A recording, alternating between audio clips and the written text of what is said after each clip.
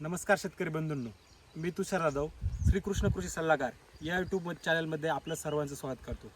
शेतकरी बंधूंनो, आपण आता ज्या काकडी पिकामध्ये उभा आहोत, हे काकडी पीक म्हणजे जे काय आपलं उन्हाळ्यामधील व जे काय वेलवेगळ्या पिकांमधील आहे, आपल्याला कमी कालावधीत जास्तीत जास्त पैसा देणाऱ्या पिकांपैकी एक आहे।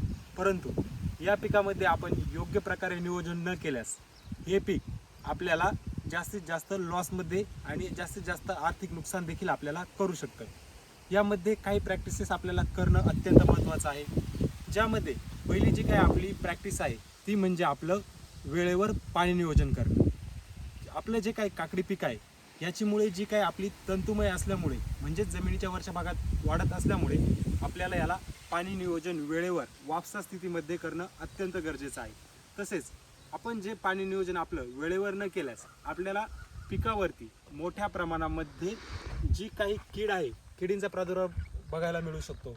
यामध्ये जे काही पाण्याचा आपल्याला ताण पडल्यास आपल्याला पिकामध्ये मोठ्या प्रमाणामध्ये पांढरी माशी तसेच नागाळी किंवा इतर ज्या काही किडी आहेत या किडींचा प्रादुर्भाव आपल्याला मोठ्या प्रमाणामध्ये बघायला मिळू शकतो। त्यामुळे आपल्याला जे काही किडी आहे किडींचे नियंत्रण करण्यासाठी आपल्याला वेळोवेळी स्प्रे करणं गरजेचं आहे। त्यासाठी जे काही पांढरी माशी असेल, पांढरी माशीसाठी आपण जे काही मार्केटमध्ये अवेलेबल असलेले जे काही रासायनिक आपले कीटकनाशक आहे यांची फवारणी करू शकतात। त्यामध्ये आपले ॲसिटामाप्राइड असेल, ॲसिफेट असेल किंवा SLR 525 असेल किंवा डायफेन्थुरान असेल, यासारख्या रासायनिक कीटकनाशकांची आपण फवारणी करू शकतात। अशा वेळी जी काही आपली नागाळी आहे या नागाळीकडे देखील आपल्याला लक्ष देणं अत्यंत गरजेचं आहे। तर नागाळीच्या नियंत्रणासाठी आपण जे काही मार्केटमध्ये अवेलेबल असणारे जे काही रासायनिक कीटकनाशक आहे यामध्ये आबासिन असेल, त्यानंतर जे काही इतर उत्पादन असतील,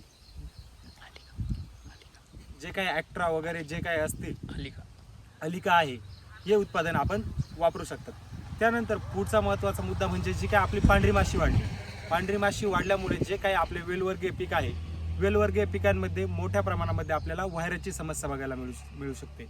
यामध्ये आपल्याला सर्वात जास्त बघायला मिळत असतो तो कुकुंबर मोझॅक व्हायरस। या कुकुंबर मोझॅक व्हायरसच्या नियंत्रणासाठी देखील आपल्याला वेळोवेळी जी काय आपली वेलीची प्रतिकारशक्ती आहे ही प्रतिकारशक्ती वाढवणं गरजेचं आहे।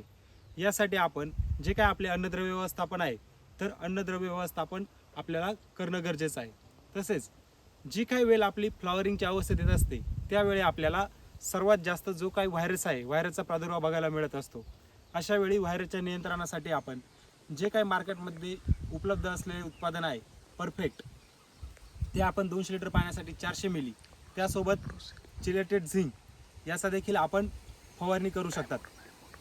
त्यानंतर जे काही आपल्या मार्केटमध्ये असलेले करलीफ आहे, करलीफचा देखील आपण 1 लिटर प्रति 200 लिटर पाण्यासाठी वापर करू शकतात व त्यासोबत आपण चिलेटेड झिंक किंवा कॉम्बी याचा आपण फवारणीसाठी वापर करू शकतात। तसेच जे काही कोंडा लॅबचं DNA प्रोफेसर येतं याचा देखील आपण जे काही व्हायरस आहे व्हायरस नियंत्रणासाठी आपण उपाय करू शकतात।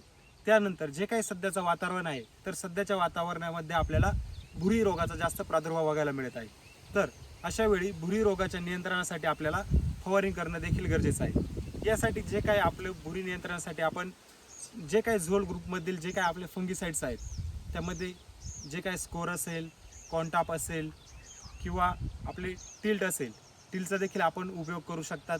टिलचा वापर जी काय आपली वेल आहे वेलीची अवस्था बघून आपल्याला करणं गरजेचं आहे। तसेच ट्युबुलिंग गटामधील जे काही आपले असतील ॲझोस्ट्रोबिन असेल, ट्रायफ्लॉक्झिस्ट्रोबिन असेल, या बुरशीनाशकांचा देखील आपण उपाय करू शकतात। आणि सर्वात महत्त्वाचं त्यानंतर जे म्हणजे जे काय आपल्याला वेळेला वळण द्यायचं आहे, तर वेळेला वळण देताना जी काय आपली बांधणी आहे ती बांधणी आपल्याला वेळेवर करणं गरजेचं आहे। या सर्व प्रॅक्टिसेस आपण वेळेवर केल्यास आपल्याला काकडी पिकामध्ये नक्कीच चांगलं उत्पादन मिळण्यासाठी आपल्याला मदत होणार आहे। हा व्हिडिओ आपण काकडी संदर्भात बनवला। असेच जे काही नवनवीन व्हिडिओ आपल्याला बघायचे असतील तर आमच्या श्रीकृष्ण कृषी सल्लागार यूट्यूब चॅनलला सबस्क्राईब करा। तसेच जर आपल्याला आपल्या काकडी पिकाचा प्लॉट रजिस्टर करायचा असेल, जर जो आपल्याला स्क्रीनवरती किंवा डिस्क्रिप्शनमध्ये जो काही नंबर दिसत आहे या नंबरवरती त्वरित संपर्क करा। धन्यवाद।